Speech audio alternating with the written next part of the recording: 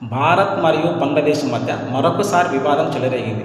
అయితే బంగ్లాదేశ్ యొక్క ప్రధానమంత్రి కార్యదర్శి ఇండియాలో అడుగుపెట్టేసరికి అంతర్జాతీయ విమానాశ్రయం ఇందిరాగాంధీ విమానాశ్రయం ఇందులో అధికారులు అతన్ని ఆపి ఇమ్మిగ్రేషన్ ప్రాబ్లం ఉందని 2 అవర్స్ వెయిట్ చేయించారు. అయితే దీనిపైన అతను తీవ్ర మనస్తాపం చెందాడు. అయితే అతని ఫీలింగ్ ఏంటంటే, నేను ప్రధానమంత్రి కార్యదర్శి కాబట్టి ఒక క్యాబినెట్ హోదా ఉంటుంది, ఒకలాగా ట్రీట్ చేయాలి, కానీ సాధారణ ప్రయాణికుల ట్రీట్ చేయడం అతను నచ్చలేదు.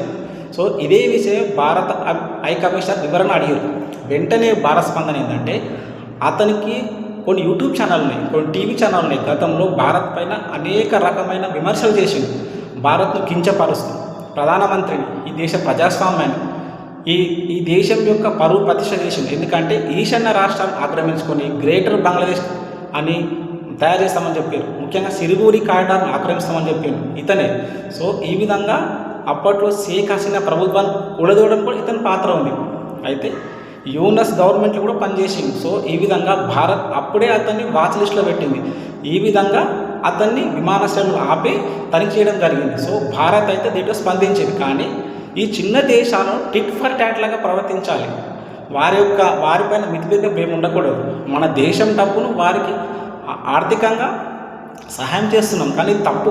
మన దేశంలో ఎంతోమంది పేదరికం ఉన్నారు, ఎంతోమందికి ఎన్నో అవసరాలు ఉన్నాయి. పక్క దేశం హెల్ప్ చేయకూడదు అని నా ఉద్దేశం.